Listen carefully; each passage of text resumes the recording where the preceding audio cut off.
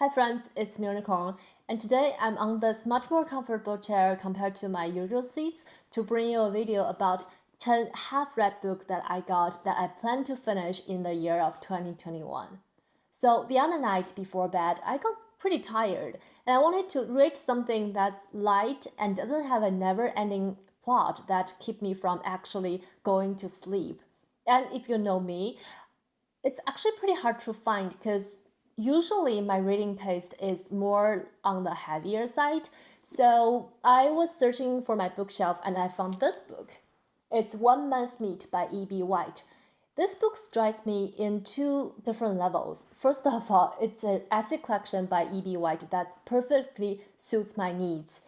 And secondly, this was actually the first book I ever bought after I came to the US. So that was like 7 or 8 years ago. It's a long time ago, but I never finished it. Don't get me wrong, I didn't just randomly buy a book that I'm not planning to finish. I had read the Chinese translated version of this book when I was in China, and I loved it so much. That's why I decided to buy and read this book back in the days, but that just never happened because I have this tendency to just pick up different books and never finish them. Maybe it's something about me because I also have this tendency to drink tin cans of Coke, but I love Coke so much, but I can never finish a can. I always have some left over in the can. But now I don't drink Coke anymore, but I still love them. Anyhow, back to the books. So this book makes me think about all the books that I have picked up but never finished. And I've got 10 of those books today that I wanted to talk about, and I for sure plan to finish them in 2021. So the first book is, of course, One Man's Meat by E.B. White. E.B. White, maybe to a lot of you guys, is the children's fiction writer who wrote a lot of children's classics like The Charlotte's Web.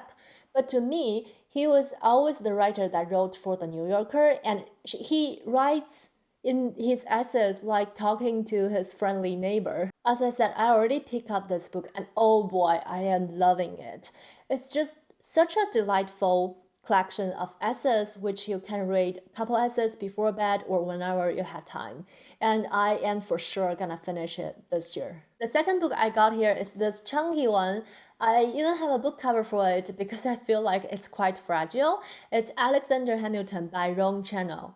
Hamilton the musical is one of my no, it's actually not one of. It's the favorite musical of mine of all time. I've watched it a couple times on stage. And there's one time I won a $10 lottery ticket to watch it, and that was such a steal. And big shout out to the San Francisco company crew. Their performance was just perfect. And naturally, I've listened to the soundtrack of the musical for nearly a million times. So back to this book. Ever since the first time I've watched the musical, I got obsessed with the real story behind all the people. And I read articles about them, I listened to podcasts about them, I picked up this book and I tried to read it. But I was never made to the end of this book. Actually, I'm quite in the beginning. It's just because this book is so big, and usually I'm distracted by a million other books. So I didn't finish it, but then you have to read the book to find out all the references because the musical was based on in this book. So that's why I decided to still finish it and find out more about Hamilton's life. The third book I have here is Conversation with Friends by Sally Rooney. Y'all know that I love Normal People by Sally Rooney so much, and it was my favorite book of that year. And this book came before Normal People as Sally Rooney's debut novel, and I remember I quite enjoyed it. I read about 70% of the book, and I can still remember the plot and the story and the characters because it's just so vividly written. And I forgot why I put it down. It was like no reasons at all. So I'm gonna finish it, and it will be a fast reading for me for sure. And the next book I plan to finish is this My Brilliant Friend by Elena Ferrante. This is a book that I picked up when I first joined BookTube because everybody is recommending it. And for some reason, I didn't start reading it until last year. And we all know where my last year reading went. It just went nowhere. So I didn't finish the book. But the bit that I had read in the book reminds me a lot about another book that I enjoy called The Trouble of Goats and Sheep. It is a book that I picked up also when I first joined BookTube. I did finish and I really, really liked it. And also, it makes me reflected on my own friendship with some of my friends. So it's like there's no reason not to continue with the book and finish the story. Moving on to the half-read nonfiction that I plan to finish this year. The first one, we got 23 Things They Don't Tell You About Capitalism by Ha-Jung Chang. And this book was recommended to me by the lovely, amazing Nicole from Nicole is Here to Learn. I'll link her channel down below. And I'm very, very sorry to say, Nicole, I didn't finish this book. I feel like the reason partially is just because me being me that can never finish a book, and partially because some of the points that the author was addressing is already a known fact for me. So it wasn't so refreshing. But then I feel like it is time to review those points again, especially in today's political environment, and I for sure plan to finish it this year. Continue with the themes of economy. I have here China's Economy, What Everybody Needs to Know by Arthur R. Kroeber. And this is a book I wanted to read when I was like, oh, I'm gonna learn more about my country. And I did find the book very interesting. It actually even went back to the agriculture and talks about how agriculture affects China's economy. And in the card here that I apparently was planning to use as a note and a bookmark, I wrote my most brilliant comment for a book. That is, I want to eat 油面窝窝, which is an entree from my hometown. I don't know why I wrote that at that point. It must be the agriculture part that reminds me of that particular food and I wanted just to eat it. And I don't know why I didn't continue reading this book, but I did remember I made the food though, and it was amazing. Yeah, back to the book. I want to finish it before the book got completely outdated because I feel like a lot of books talking about the economy or the politics can be outdated fairly quickly, so I want to finish it this year. Following, I got another book that is semi-related to economy or maybe very related to economy. It's called The New Poverty by Stephen Armstrong. This is a book talking about the poverty situation in the UK, which is something that I don't really read enough about. And it's funny because on the cover, the writer wrote, in 2020, 18% of children will live in absolute poverty. And I don't think the author foresaw the challenges the whole world was facing in 2020, and it will be so interesting to dive into his theories and compare it to the reality. And this is another book that's gonna be outdated soon, or if not already outdated, because we're in 2021 now. But yeah, I'll read it in this year and see what's the author said about 2020.